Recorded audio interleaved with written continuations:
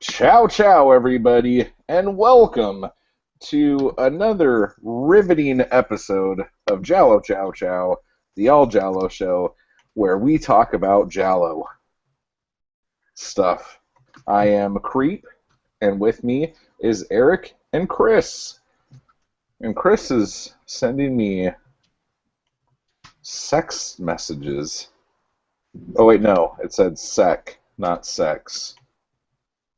My bad. That's actually what the kids these days use when they're talking about sex online now. They say sec? It's just quicker to say sec. Wow. They abbreviate everything now. Are you back, Chris? Can you hear me? Yeah. We can. All right, I'm trying to get my headset working. Hang on. All right. Well, we'll continue. So, Eric, how is it that you know how kids have sex on the internet? Well, we were all 15 once. And in the heyday of Yahoo chat rooms, Oh, shit. when I learned all the lingo, ASL, Age, sex, location.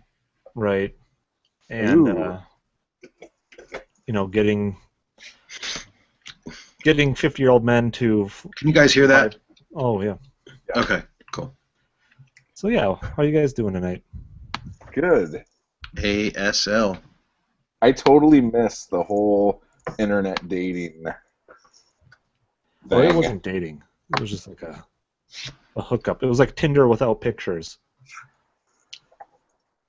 But see, even that I missed out on. Tinder's new, though, huh? Yeah. Oh yeah.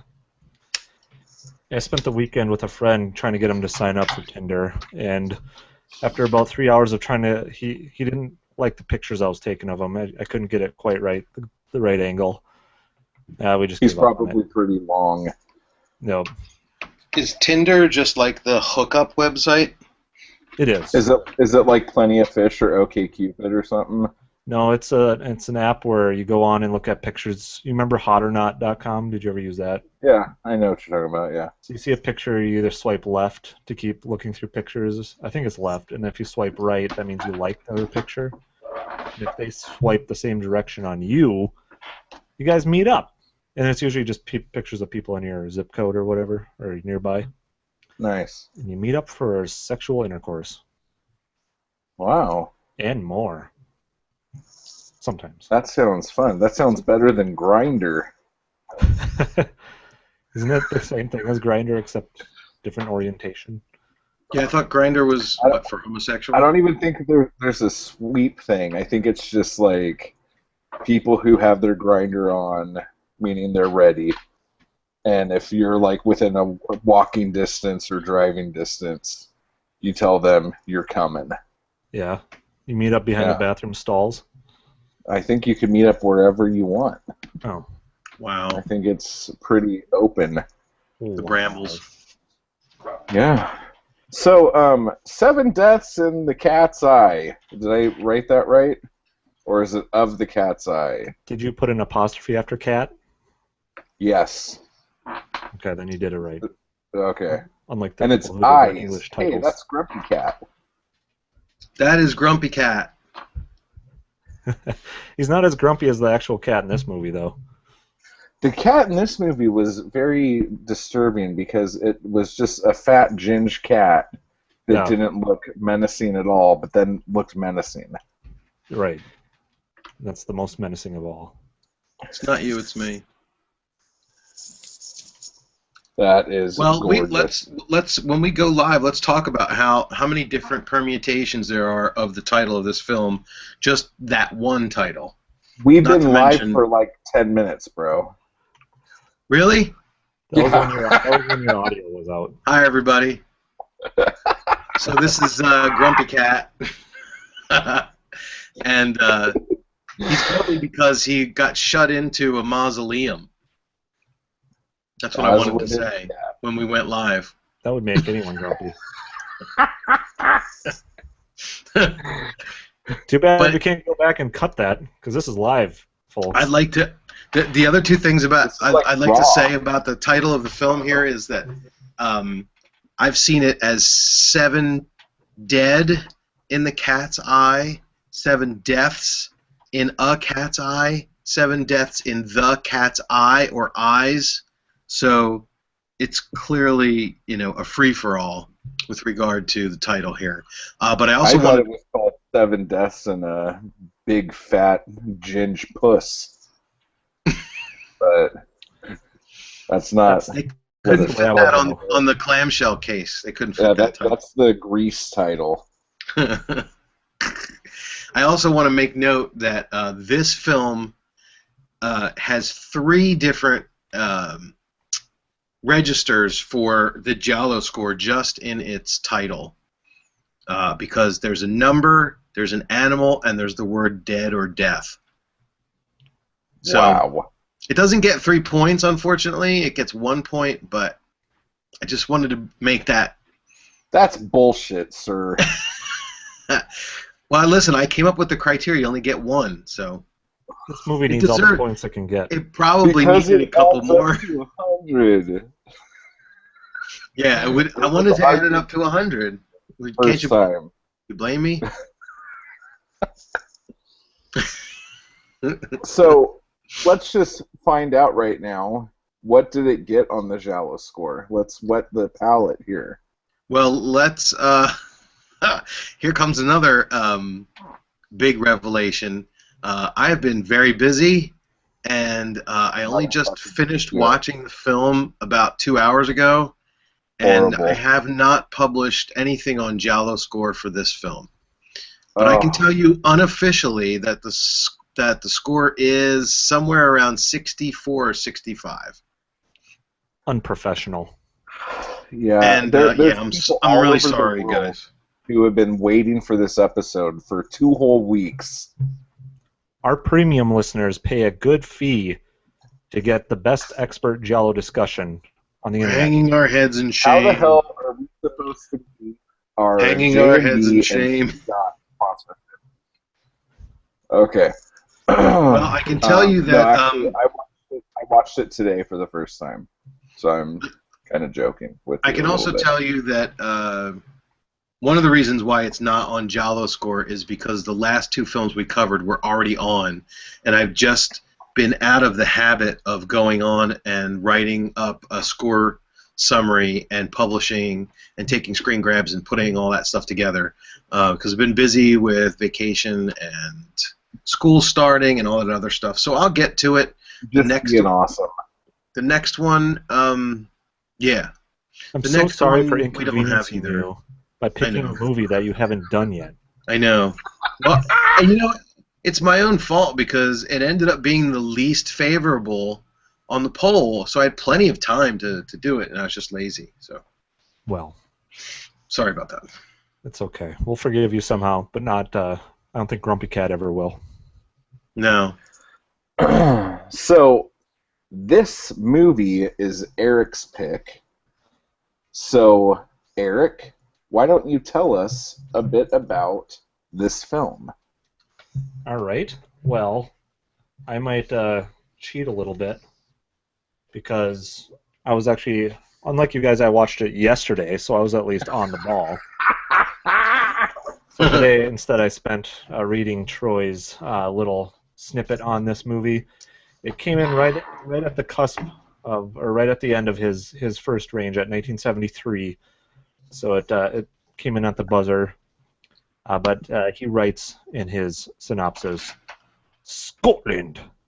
The MacGrief clan is hounded by a family legend, which stipulates that when one of the members of the family kills another, the dead person will return as a vampire in order to exact vengeance.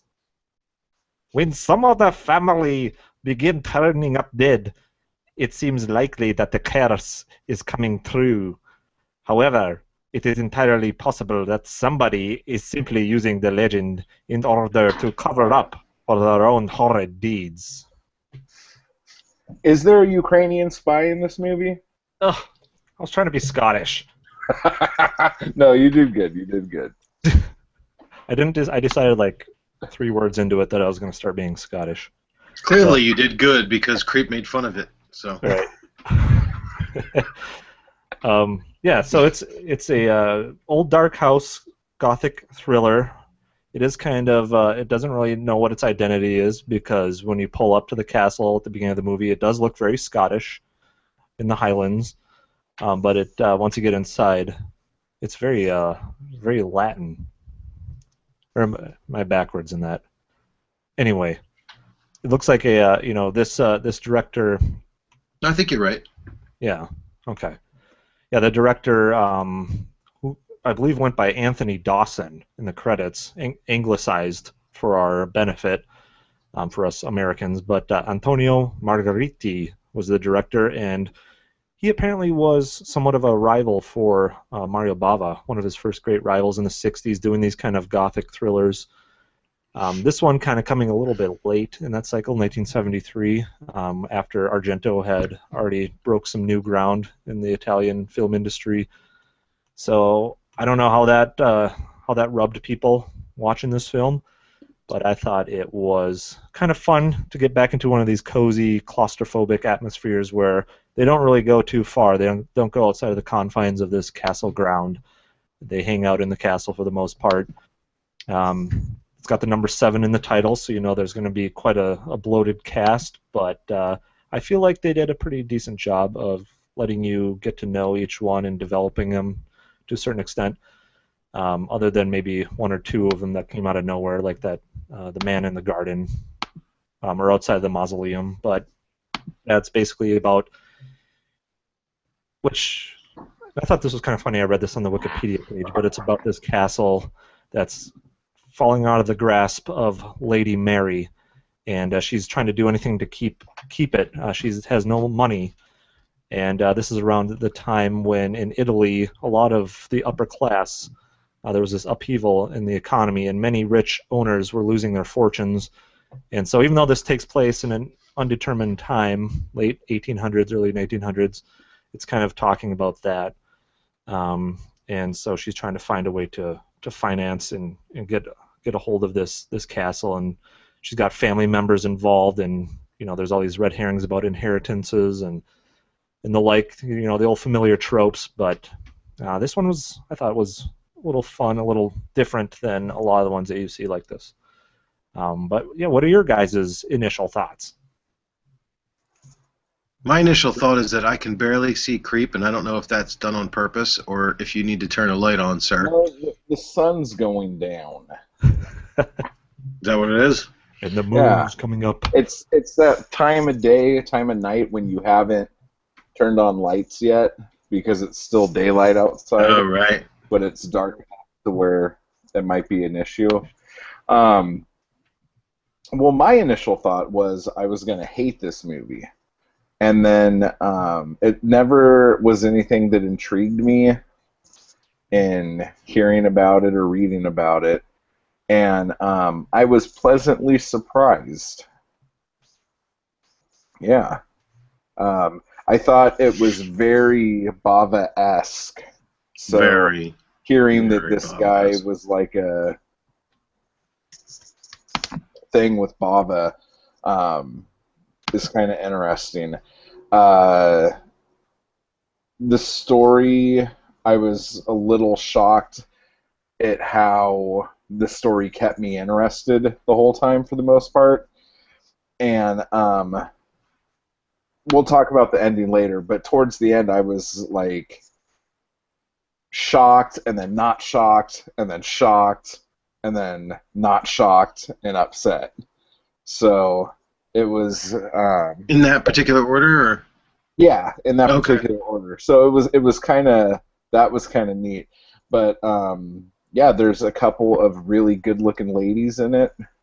But the whole thing you were saying about not knowing what or when it was very confusing because the main chick, Contra, or whatever her name is, Constantinople or whatever, when she first shows up, she's in this really great, like, late 60s, early 70s mod kind of cool-ass jacket outfit thing. And then everyone else looks like a fucking peasant or some Victorian something. and then she takes that off and then starts wearing these like janky ass bed sheets. So that was weird, and a lot of the people were dressed like it was like a Hammer horror Vincent Price movie, you know. So like that whole bit was really strange, but the colors were garish and amazing, and there were a lot of really interesting shots in it. The music was enjoyable. There were some familiar faces in the cast, which is cool. I always like that. So, like, all in all, it was a pretty good romp. Yeah. Yeah, I know what you mean about cunnilingus. So she talked about like getting kicked out of a nunnery and all this stuff. Like you're thinking about like this 60s hippie chick or something like that who Yeah. burns Bibles. But What was her character's name? I was trying to remember it all day. Like, I kept repeating it, and then the show starts and I forget. It's I'm looking it up now. It's Cora something or other. Yeah. Coringa. Coringa. Coringa. I like cunnilingus. Coringa. Yeah, she got fucked on Coringa. the name I gave out. Coringa. And that means eye of the fruit of stuff. Mm-hmm. So The loins. good for her. Yeah. Some of the other interesting things about this, well, I don't know if interesting is the right word, but I really thought dudes in monkey suits like went out in the 50s. And so that was kind of like, I'm like, what the fuck? Because like the movie just starts and they start showing these like flashes to a monkey in a fucking window. And I'm like, that's got to be a dude in a mask. They're going to come out and say that's just some dude in a mask. And no, it's like a legitimate fucking ape that this guy just happens to have captive in his weird room, which was just so weird. Like, so that was really out there. But yeah, it was enjoyable. I believe it was an orangutan. That's what he said, but it was a fucking gorilla. It didn't look anything like an orangutan. I think they were playing off like this was, oh, get ready, you're going to be watching Murders in the Rue Morgue updated for modern times. But yeah, total red herring in that aspect. I think even the taglines for the film would say someone or something is stalking them. Well, it's funny because I feel like it didn't cornball the movie up too much. And if you were to say, hey, it's a Giallo where one of the suspects is a gorilla, you would say, this has got to be a fucking joke. But it really didn't. Like, there were a couple of times where it was, the guy was in the window and you're like, oh no, what's going to happen here? But, they totally made it. I mean, obviously it wasn't a good costume, but the storyline was that, he was the gorilla was abandoned there. He had killed somebody, and the circus left him behind, or something like that. Is that what the story was? They needed some money, and he offered to buy and hide the gorilla, or something like that. Yeah, and that guy was such a Looney Tune that it made sense he would have a pet gorilla. Sure, because I mean that's better than the people that he lived with. He preferred the company of the gorilla. But yeah, I mean, getting back to the whole Bava thing, I mean, it's like, geez. I'd like to go back and see some of this guy's earlier work to see what other kind of stuff he did. I don't know him. He doesn't have any other Gialli to his credit. And he has a movie in the later 70s called Cannibal Apocalypse, which I've never seen. It looks like he was one of those bandwagon directors where he pretty much just directed whatever the flavor of the month was. I think he's got, a couple of... He just did Gun for Hire. Yeah, so is that like a spaghetti western? No, just like a director who will do anything. I'm sorry. I thought you said that was the name of his title of his film. Oh, no. I thought I saw him listed as a director for a film that really sounded like a spaghetti western. or maybe like Eurocrime. But at any rate, I'd like to go back and see. He did Castle of Blood. Okay, I've never seen that all the way through, but that's supposed to be a really good horror film from 1964. Yeah. So, but yeah, I mean, even the opening shot, Bava was a genius when it came to that shot where he focuses on something and then he switches the focus to something else in the foreground and then switches it back to something in the background again, but then it changes colors or something. And that was like the opening scene in this film with the it looked like some sort of spiral iron railing with cobwebs, and then they focused in on the lamp, and I think that's the lamp that eventually gets revealed at the end when the killer walks down the steps. But the magic lamp that doesn't need to be plugged into anything. Exactly. Well, yeah, I mean, there was no electricity, or was there? We don't know. But that was a lamp, right? It wasn't like a candlestick. Was it? It was weird. I didn't know what it was. Got the white wine going on. Like you said. Yeah, so I mean, I really thought that the Gothic thing was. I thought it was well done. I mean, they clearly, had a difficulty trying to make it look 100% authentic, and I could have sworn that at least one shot of the wide shot of one of the hallways reminded me very much of Slaughter Hotel, and the exact same kind of shot of the when the killer was walking down the hallway in that movie. Or was that what was that? What was the other name of that film? Was it Cold-Blooded Beast or something? Yeah. So Asylum Erotica. Yeah. Right. And of course, that film, that one is more ridiculous because it does take place in modern times, or at least modern times for the time it was made. But once you're in the Slaughter Hotel, as it were, it's all Gothic. So this film is kind of the same thing in that, like Eric was saying, there's no locations other than the castle itself. So, in terms of the Giallo score, it loses points because it doesn't take place in an Italian location. It's not an urban location. The director doesn't have any other gialli that he's credited to, so they lose points there. So if those had been added back in, we would have had an 80s, something scoring in the 80s probably. I didn't notice, but there wasn't any nudity in the film, was there? There was a nipple. There was? Oh, okay. It gets 3 points. Yeah. We'll give him the nipple. Yeah. Gotta give him the nipple. It was Damn the French teacher. Don't skimp on the nipple. But it's interesting because I remember watching this. This is the second time I've seen the film.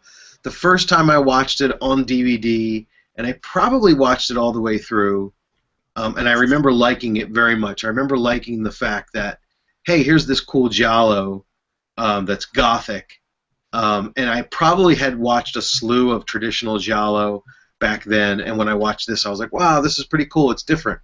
Now, on this time through the film, I didn't get the same amount of excitement about it. I think that this time through, it felt like it was pretty slow moving. And that was probably my own fault because I was not 100% invested in watching it. I was a little bit distracted because I wanted to make sure that I saw the film and knew enough to talk about it for tonight, but I didn't really give it a good sit down with the lights off and the sound on because it's a pretty moody film. And and it's like it's 7 deaths in the cat's eye, and there's 3 deaths I think in the first 25 minutes, and then there's a good 15 minutes, 20 minutes where nothing that really moves the story along a great deal happens. Right. And then all of a sudden it's just boom, boom, boom, boom, boom, boom, boom, boom, boom. And it's just flying down. And when that starts happening, when the train comes down the hill, dude, it's like pretty exciting. Yeah, so I think I need to give it another shot. Like I said, I remember liking it a lot, and I'm not changing my opinion of it just because I had a bad, time with it this time. I don't think it was a bad time. It was just, like I said, I was distracted. But I think it's a good film. It's not going to win any Giallo awards, but if there are such a thing, other than the ones that we do, At the end of the year. Yep. An award show. We need Giallo to get would- dressed up and do an award show. Oh boy. I think that would be great. And try to See? get Edwidge Fennick on the show, and we'll just give every award to her. So we Right. could just keep her on the video feed. She'll be the presenter, the musical act, each time we need someone to do something interesting or funny. Yeah. She's still alive, right? Oh yeah. Yeah, how dare you? How dare you? No, but seriously, folks, I was going to ask the main girl in this movie, Kintara, or whatever her name is. What else has she been in? I thought she was pretty good. She was a model. Yeah, and I didn't recognize her, but apparently she was in Blow Up, which Oh, she was? that Oh, real cool. famous Antonio movie from the '60s. I think that's where she probably got, that was her star power heading into this film. But I don't, like I said, I don't recall who she was in that movie. I know And the that guy that played James seems like I've seen him in a ton of stuff, but I couldn't place it. yeah, they all have a lot of credits, but it's hard to figure out. Yeah, there's no real standouts that you recognize from any other film. So to that, I will probably commiserate with Chris.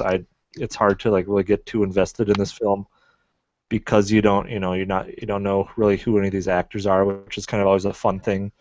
The guy who looks like Peter Lorre, who died in the mausoleum or whatever. Yeah. He was a cop in something we watched kind of recently. Oh, really?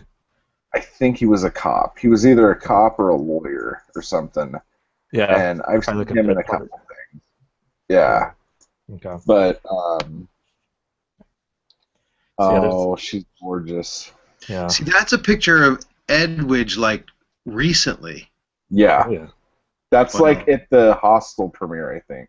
Wow. The Hostel 2. So it's not super recent, but still, that's amazing. It is. Yeah, people go downhill pretty fast once they hit a certain age, but yeah. Never her. Not when you're a fox. What Not were, Fennec fox. what were we just talking about? I forget, because I had a comment.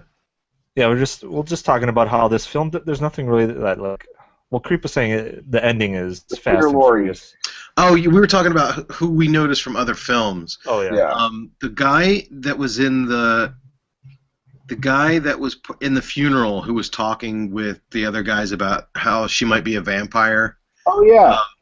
He was in, I think, Cat of Nine Tails, maybe. He's like one of these background guys. The and taller then- guy with the mustache. The guy who was the taller guy with the mustache. The guy who was the killer, you may remember him from Fulci's Gates of Hell. He was one of the guys in the bar, and then there's a scene where that guy Bob is hiding out in the car, and the father comes in and finds him in the car, and he drills a giant drill through his head. In that film, that's the guy who played the killer in this film. So, So Well, if you know there's who a that is, you know the ending now. Yeah. yeah, there you go. We just spoiled it, but only by Only for the diehards. two or three degrees of separation. Yeah. But yeah, the ending caught me off guard. We should probably just talk about it. Okay. The thing is that as soon as you see a bunch of creepy priests in a movie, you automatically assume that one of them are the killer. Right. And so I'm like, oh, okay, so this fucking priest did it or whatever for no fucking reason, whatever. So we're watching the movie, and then all of a sudden, Mary or whatever is sitting on top of the French teacher holding the razor blade. and Cunnilingus runs for her life. Now, I got really confused there because I thought they were trying to say that she was the one who killed her. Did I completely fuck up there? Because then all of a sudden she just wasn't in the movie anymore. And the original priest, who I thought did it in the beginning, started walking down the stairs. But I got all excited because I was like, holy shit, this guy is like, or the chick, that's like the person who you totally suspect would have the most motive to do it, and she really did it. I was like, this is awesome. Because you never see that. It's always the person with the least suspicion. So what happened to her after that? Did he kill her? Yeah, I would have to say I was pretty surprised by that too. I was thinking, oh, it's too obvious. You know, the cat's ginger, she's a ginger. They're trying to play that whole dichotomy up. And then when they actually showed her, I was very shocked too. And then within a matter of seconds, you know, she's running back down into that cellar where that Fulci-esque body is getting torn apart by rats. It's just like a skeleton left. And yeah, he comes traipsing down the cellar staircase, and I don't know if maybe just all three of us were not paying attention or what happened, but yeah, I don't remember. Go back to her, do they? No, they never do. No. So what the fuck was she doing on top of that body? The only thing I could think is she found her that way, and she found the straight razor, picked it up, and just was caught in a precarious position. Right. That's I call bullshit on that. I mean, she killed her anyway. I mean, they're playing us up as fools, as viewers, obviously, but I think if we were to talk about this as an actual series of events, I think that's what it would have played out. Well, the one thing that was nice about it was that he's like, yeah, the real priest, I killed him the first day I got here before anybody saw him or whatever. And I completely, it's like I always knew that body was in the basement, but I never ever put together who the fuck that was supposed to be. Yeah. And when they tied that all together, I was like, oh, fuck, that's good. Yeah, that was cool, right. They kind of thought it out a little bit. Like, you know how we talk about sometimes where these Gialli are filmed, and maybe they're filmed out of sequence, and maybe the story is never written, or the ending is just written at the last minute. But it looks like with this, you know, they clearly had an idea for what they wanted to do and how they wanted the story to go. And maybe that has something to do with the fact that we have a director who's not, you know, one of the normal Giallo directors, and so maybe he was given enough kind of freedom to kind of do the movie the way he wanted to, because he had enough like street cred as a director, you know, so he could make it gothic, and he could have it, you know, with a orangutan running around and scaring people out of trapdoors and secret passageways and stuff like that. Well, I noticed the credit at the end of the movie that it was in Italian, so I don't know exactly what it said, but I could have sworn it was something like based on the novel by so-and-so. Oh, I didn't see that. Do you guys know if this is based on a book of some sort? And, like, that doesn't really matter when you think about it, because when these movies are based on a book, it's so fucking far from the book anyway, it doesn't really matter. Yeah. Yeah, for anything, it could be an Edgar Allan Poe adaptation. Who would ever know? But, yeah, I mean, I was really excited to I picked this movie because I really like these kind of atmospheres and moods in films when they're shot in a cobweb-filled castle and things like that. But when it first started out with the guy getting eaten alive by rats, I thought that was pretty gruesome. But then, like you guys are saying, it kind of played into the ending because multiple people saw this body, but there's no way for them to identify who it was because it was all chewed up. And that's another way of just really clever hiding who the killer is and what his real identity is and all that. And yeah, it's always kind of sketchy when there's a priest involved and he's not in a church. He's just hanging out in the castle with a bunch of people. Yeah. And that's the thing, because like the priest is the least likely suspect, and the Miss Mary or whatever her name is the most logical suspect. Right. But then they made every fucking person in that damn castle like a red herring. Uh-huh. You know, like you had the French teacher who was always in black, and you're like, ooh, she's bad. Ooh, she's a lesbian. Oh, this is gonna get dirty before it gets clean. You know, like, Yeah. and the husband and wife innkeepers or whatever the fuck they were up to no good every once in a while. Yeah. And then The James, doctor. the fucking psychopath, the doctor, Doctor it had seemed like secrets. everyone. And then, dude, like the mom was a fucking vampire. Was that in her dream? Yeah. That Was was a dream, I believe. Yeah, they holy shit, totally that was abandoned the awesome. supernatural. And Yeah, that part for me was in Italian. Me And too. I think you guys probably looked at the same copy I had. I don't remember the DVD copy that I have. I don't remember any of it being in foreign language. So I don't know if some of that stuff was cut out of the DVD copy that I have. I don't think so because it was like a Blue Underground or something. So I maybe just don't remember those scenes. But yeah, that scene was in Italian. There was a scene where the guy who looks like Peter Lorre was about to get his throat slashed after he comes out of the mortuary or the mausoleum or whatever, and he notices the person who's about to kill him, and he says something, and I had to listen to it like 3 times and finally realized that he said it in Italian. I had no idea what the hell he was talking about. Yeah. Because, like, that little moment when the victim recognizes the killer and says something like, "Oh, it's you," or "Oh, I was coming to see you," or something like that. But he just said "kababba," and I was like, wait a minute, is he Well, just the talking other gibberish? time Or it did that was when the French teacher was putting the moves on Caligari or whatever her name is, and that whole scene was in Caligula? Italian. Yeah, and Yeah, I was like, oh my gosh, man! Like, arguably the hottest scene in the movie, and I don't know what the hell they're saying, but yeah, but I know what they're you didn't, thinking. you didn't really need to know what they were saying. Yeah. Well, I wanted to know what her line was because the chick's mom just died, and You the wanted to chick know obviously what she was wasn't what feeling little well. line she was using to get her to succumb. The seduction. Yeah. I You know, understand. it says here in a few different internet sources that there was a novel written by Peter Bryan, who is credited as one of the writers.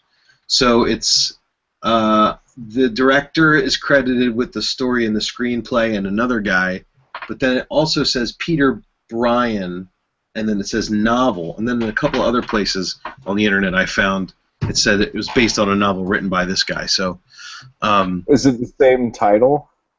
I don't know. I can't find anything else out about it.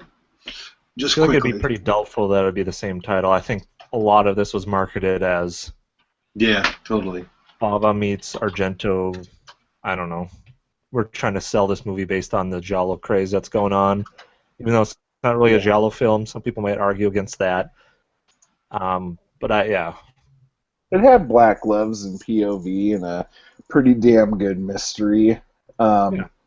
I mean, I'm like we all know, I'm not the biggest Castle fan when it comes to these types of movies. I like them in other types of movies, Yeah. but that it really didn't bother me. The location was never an issue for me. The gaudy ass furniture was never an issue for me on this one. It was just a good, fun watch, you know. How much would you guys pay to stay in that castle for like a weekend? Is it actually in Scotland? Yes. That's what Troy says. I'm not. Let's say airfare was included, and I don't Right. have to worry about that. Meals. Oh yeah, if the meals are included too, and we get the tower room with the secret passage that goes from the tower room all the way to the cellar miraculously. In 3 steps. I would say 200 a night because I'm a cheapskate. But the real price question point. is, do you get the interior the way that they did it on the set, or Yes. is it okay? Same interior. The cat is included, unfortunately. Oh well, fuck that. I'm staying Gotta put up home. with the I'm cat. allergic to cats. Meow.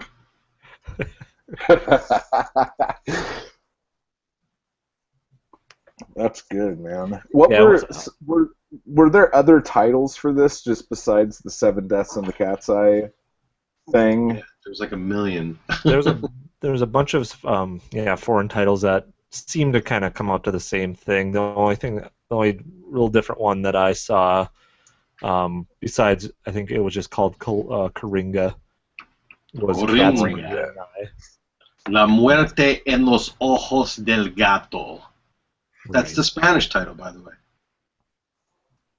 So now you know Was there Spanish. anyone in the movie that you guys just completely did not trust from the beginning? I guess the doctor. I mean, there was a couple of things that he knew. Like I said a little bit earlier, he had some secrets, and they brought it up. They kind of dropped a lot of things in this film. They dropped the supernatural aspect, which I guess is fine. It's a red herring. There's not actually vampires in this movie, even though they talked about it a couple times. The curse of the family member killing the family member. That was, kind of fun, but it was dropped. They dropped the secret that he knew that everyone was saying that this James guy, this crazy James guy, killed his baby sister when they were young. But all of a sudden, he just dropped out of the blue that he knew it was the mother, Mary, that killed the daughter, not James. I guess to kind of show that he was innocent and she might have been a little sketchy. And he was never crazy or something like that, Yeah. right? Yeah. So this doctor, I was just wondering about what else he knew, what stake he had in it. He seemed to be pretty close to Mary, who was trying to get this money. I don't know. And then the whole thing when someone shows up, like, oh yeah, I'm also related to you. I'm gonna kill all of you so I could get the castle. His whole thing was when you guys are all dead, they're gonna see that there's another one, and it's like, how would lawyers find out that there was another one if no one in the family knew that this guy even existed? That was like my big question there. I mean, it was a good motive. Yeah. I mean, is that a financial motive, Chris? Yep, definitely. Yeah. Financial motive, and he's killed at the end by, I guess, the cop. Yeah. It looked like Mr. Bean, which was odd. It was. Well, it's like, and his accent was really weird too. Who, the cop? Yeah. Was that okay? I know that there was. I was reading things about how there was this French singer who was married to the lead actress for a short time. Something Gainsbourg. Their daughter was Charlotte Gainsbourg. He was like a French singer, and so they brought him into this film for like a short bit part, and they said he was the detective or the cop, and he just played like a really stock wooden role in the film. I was trying to think that was him. Yeah, so it was probably a French accent or something. He was the only one who really had any dialogue out of the cops, right? Yeah. Okay, so that was probably French then that we were hearing, but.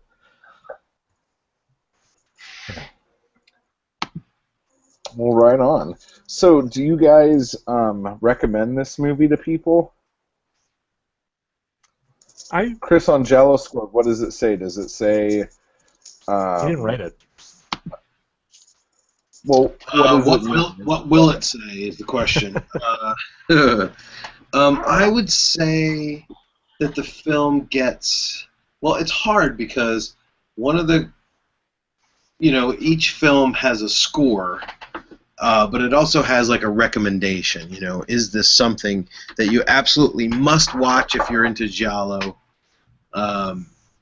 or maybe something else? So the two criteria or the two recommendation categories for this film could be entertaining or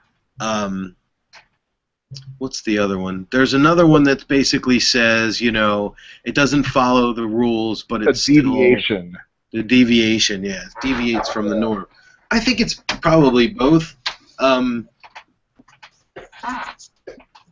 Yeah, I mean, it's certainly something that you can easily recommend. It's if it lacks it lacks the kind of quick pacing that you get with some of these urban gialli, because basically there's a killer on the loose and you're going from one stalking and slashing scene to the next, and then the cops come and all this, characters and things.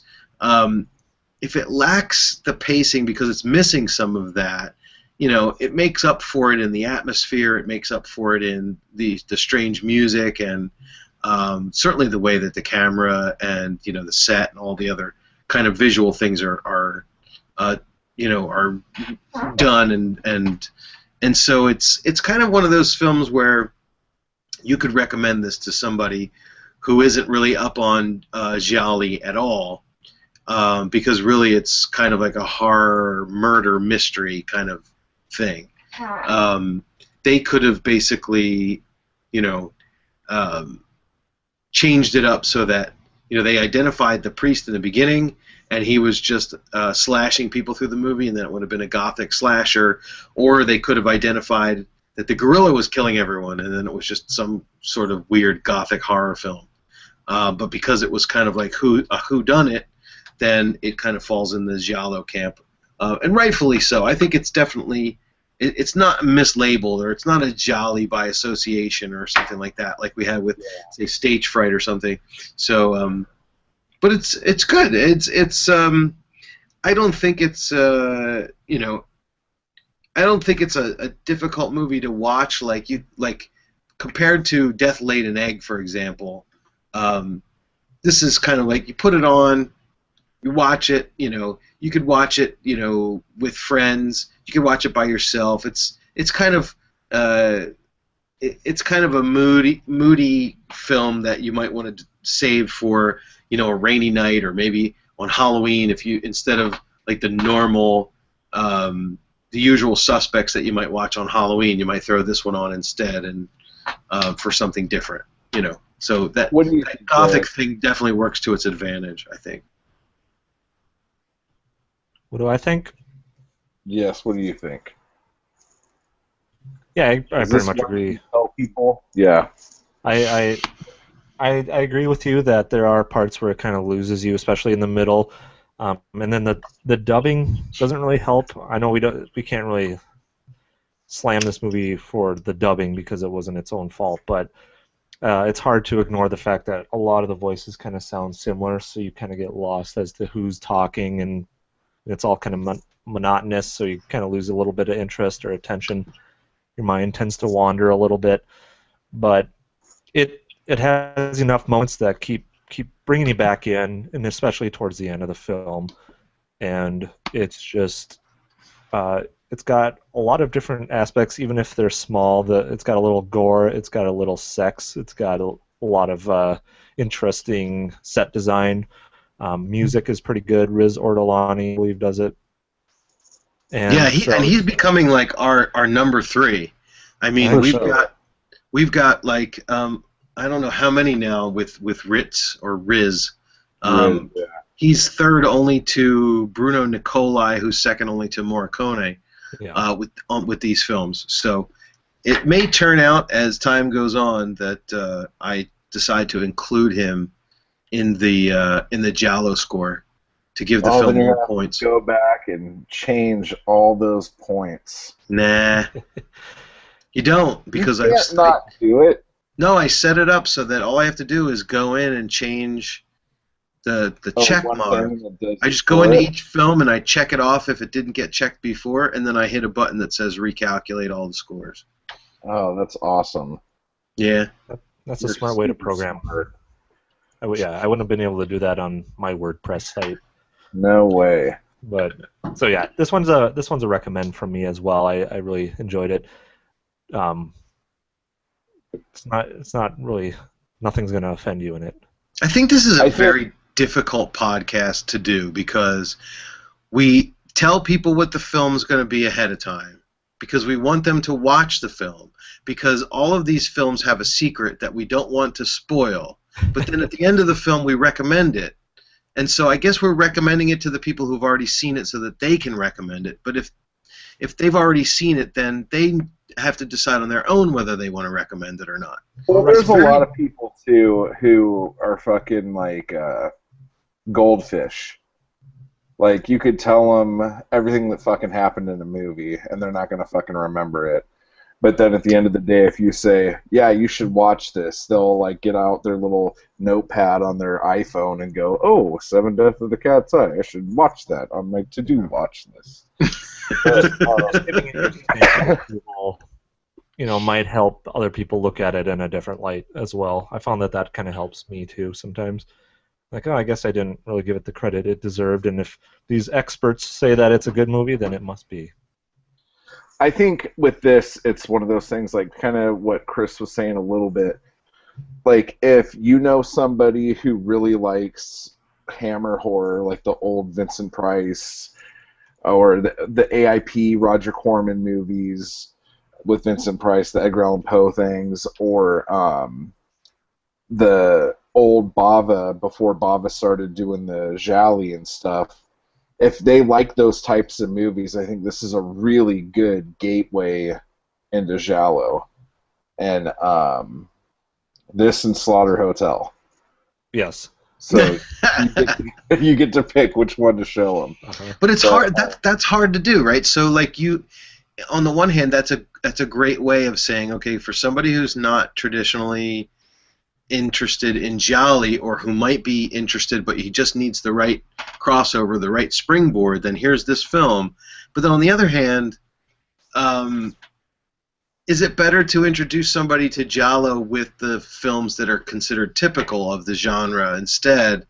Because if somebody comes in and says, my first Giallo was Seven Deaths in a Cat's Eye, and I don't really like any other ones that I saw because none of them were gothic, except for like 2 other ones. So it's like, you know what I mean? It's like hard to know how to recommend it. But I think we all do recommend it, even for people who like Giallo. I think it's easier for somebody who is a well-seasoned viewer of Giallo to watch this and appreciate it, because you can still see all of those like basic elements of the Giallo being crafted, but there's just this other flavor that's being worked in. Whereas if you're coming from the other way around, it's like, well, this really isn't a Hammer horror film. It's kind of a little bit different because of the way they're treating, this mystery, and some people might not be into that. I don't know. Seriously, it's hard 10 minutes into this movie, I was like, Jesus fucking Christ, there's like an hour and 30 minutes. I don't know how I'm going to do this. And within minutes from there, it was fine. It was very interesting. I liked it. Swell. So yay. Yay. We all think it's super. Yeah. Even Grumpy Cat liked it. Oh, Grumpy Cat. We'll get him for the remake. That would be hysterical. Because there's that Grumpy Cat movie. Have you seen it? I have not. My daughter loved it. That'll be my next pick when we do the I think poll. it was a Christmas movie, if I recall. But seriously. No, but what would be funny is if I took the Seven Deaths in the Cat's Eye and then just edited it in, every time they showed the cat, I just edited in this guy, like, Yes. and then went back to the film. It would be terrible. It would be so not worth my time, but it would be hilarious. Just telegraph every kill with Grumpy Cat's face. So Sorry. It's time to find out what movie won and what movie showed and what movie played. Did it? I haven't seen it. I think so. Yes, as of 9:14 p.m. Central Time, 10:14 Chris's time, 7:14 Creep's time. Pieces won by 2 votes.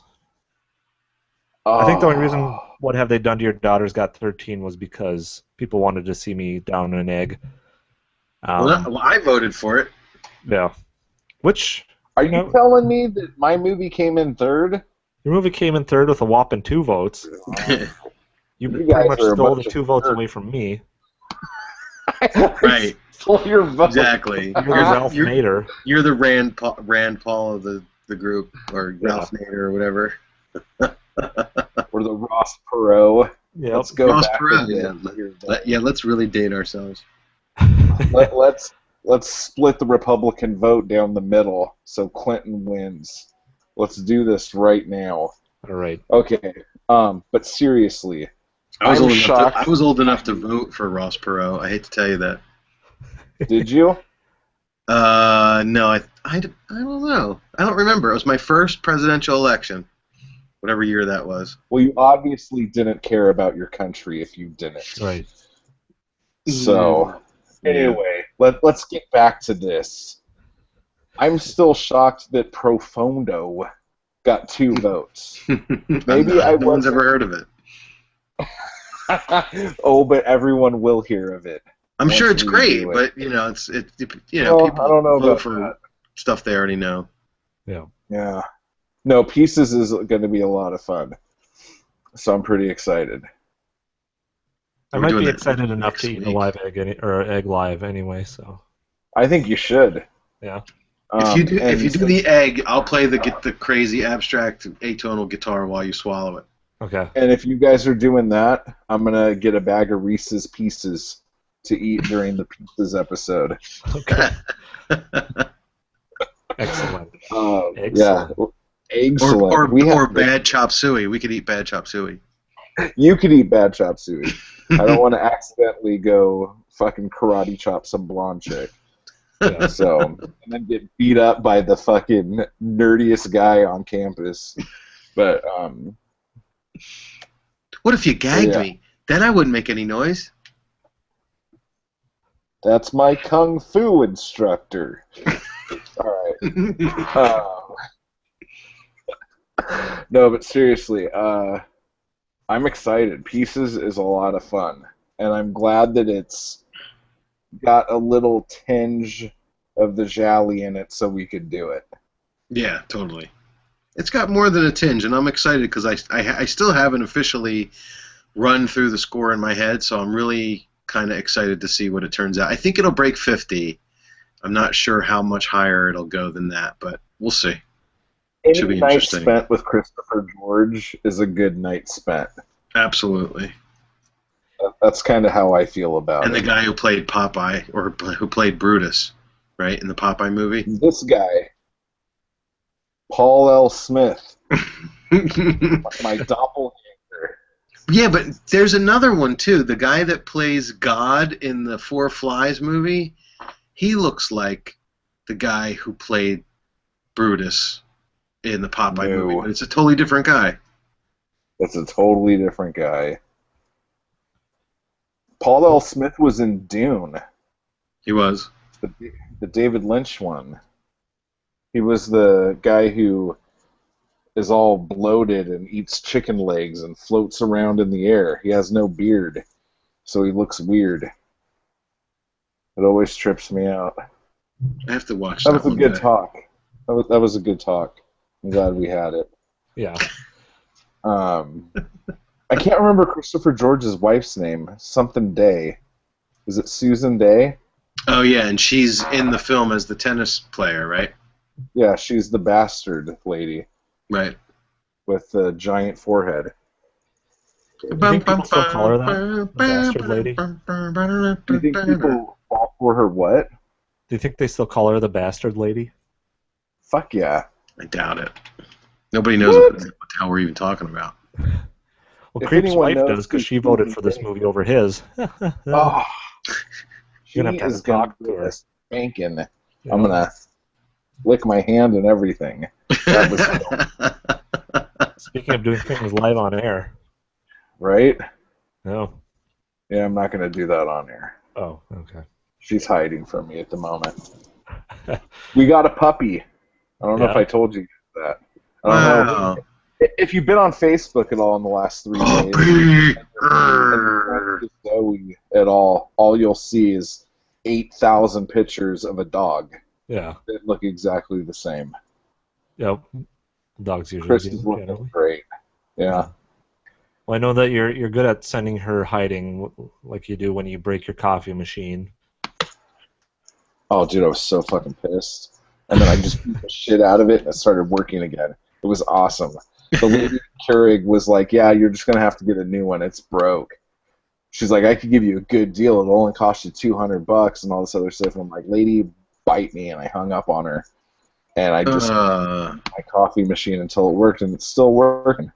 So Nice. There you go. Does it look like a Frankenstein coffin I heard about it online. If your Keurig ever stops working and nothing you do works, pick it up, turn it upside down, and just beat the shit out of the bottom of it for like a good couple minutes, and then it works, and then it's fucking crazy. Just throw every expletive you can at it. Yeah, just Yeah. beat the shit out of it. Okay. But yeah, so next time we're gonna be doing pieces. It's almost like it's Christmas in September. This is Millions gonna of be pieces. crazy. Yeah, man. Eric's gonna drink an egg. I'm gonna have some Reese's Pieces. Millions of pieces. Chris is gonna cross-dress for some reason, Pieces. or he's come gonna play the guitar, something from like a that. can. I'll One of do the- both. Awesome. They were This put is there gonna by be- a man. Call me Caitlin. I'll call you whatever I want. Just be happy I'm calling you. Just don't There call you me go. late for dinner. Don't call me late for dinner. That's a good one, dude. All right, Feel free to use it. I will. Thank you. Totally So- inappropriate sound effect at the wrong time. It was perfect. So, Time to hop along. That was the sound of me dropping my pants. So until next time, everybody, thank you. I'll be here next time. I should have found the sound effects a little earlier in the show. Sorry to It interrupt. would have been good. We'll go out with the Pieces trailer right now, or just Nice. the loop of her saying bastards over and over again. That'd be great. And in a fortnight, we will have some Pieces. So until next time, everybody, ciao, ciao. Ciao, ciao. Wow. I'm Grumpy Cat. Ciao, Yeah. Meow meow.